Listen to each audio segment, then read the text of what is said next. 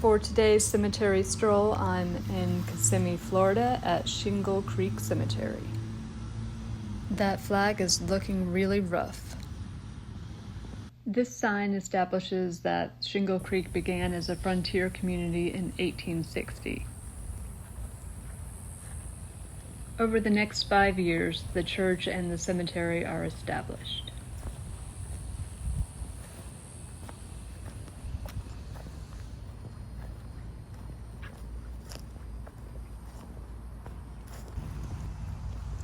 Those dates are particularly important here because they overlap with the American Civil War, which ran from April 12, 1861 to April 9th of 1865. While there are many graves from the late 1800s and early 1900s here, there are also graves that belong to Confederate soldiers. In contrast, you'll find many graves like this one that belong to United States soldiers as well.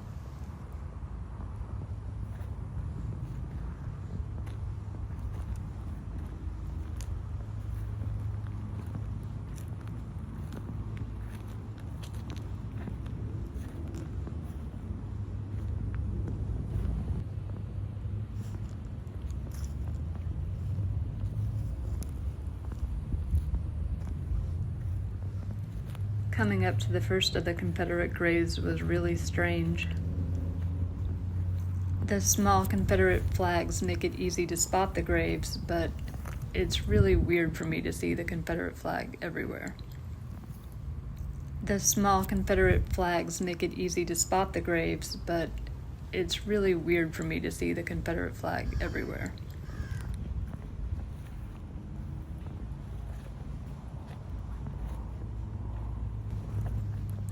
From here you can see a few more of the graves marking Confederate States soldiers, but you can also get a better look at the Southern Cross of Honor that also marks the graves.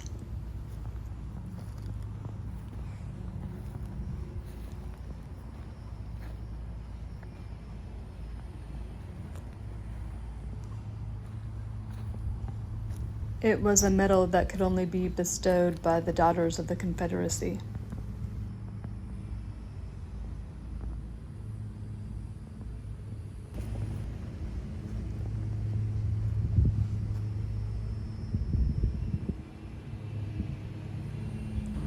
It's easy to get distracted by the historical significance of this place, but there are also some really impressive grave markers.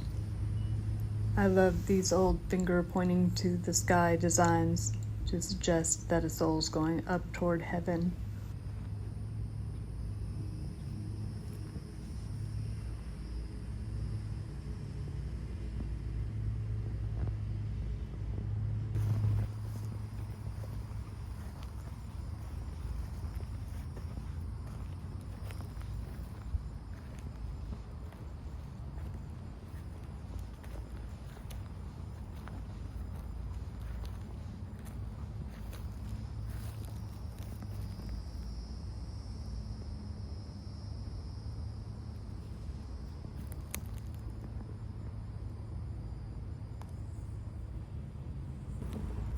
You'll find plenty of family plots here like this one. These older burials date to 1902 and 1881. It's hard for me to imagine a family still using the same plot for all those years.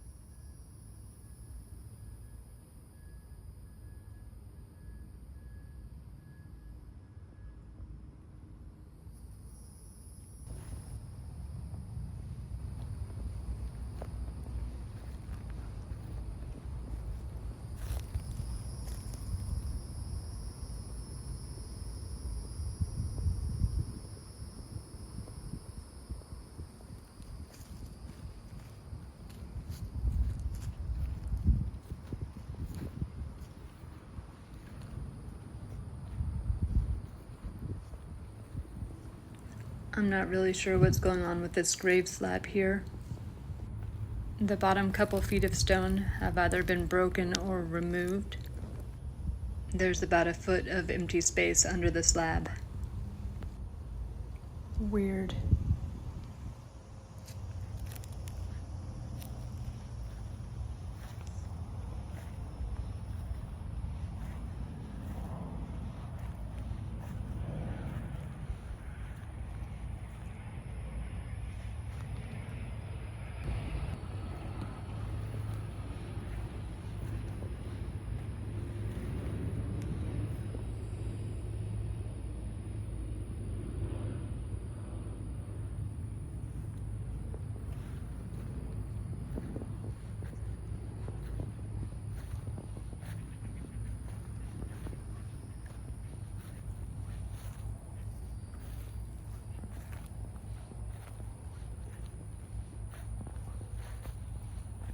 Toward the back of the cemetery, the graves aren't as clustered.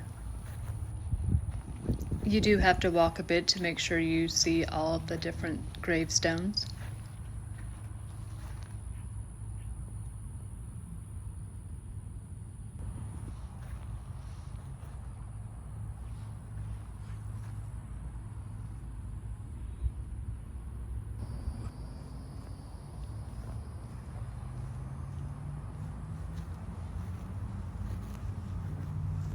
Sometimes the information on these old gravestones is rather stark. Died 1917 is all we get for that one.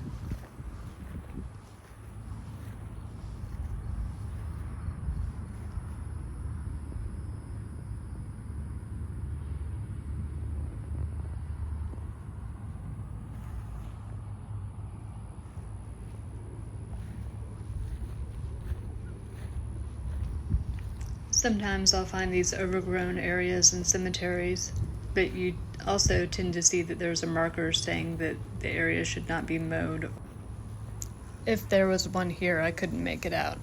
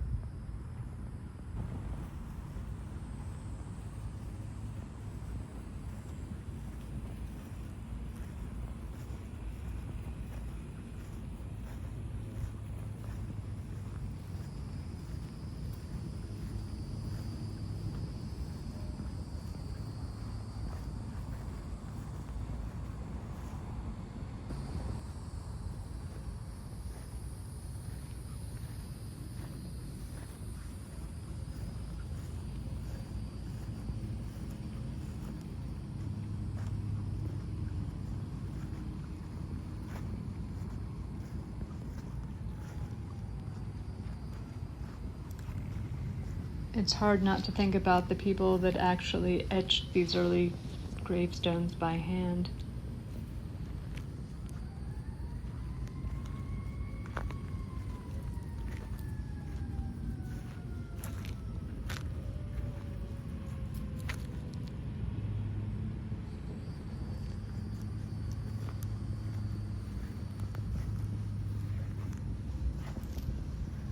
And these really blew me away. The design feels very emotional and raw.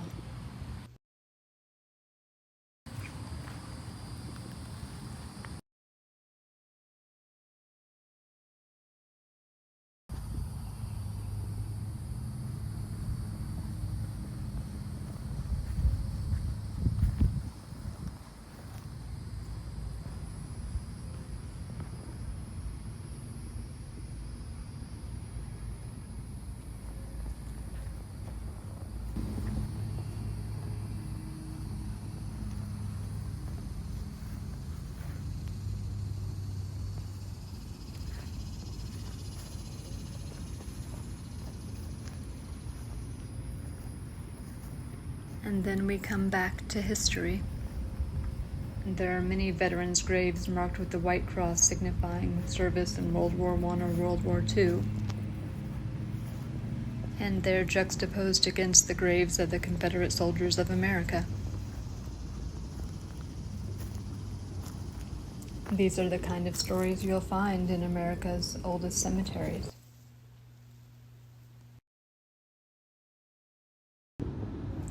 Well, that and plenty of ghost stories.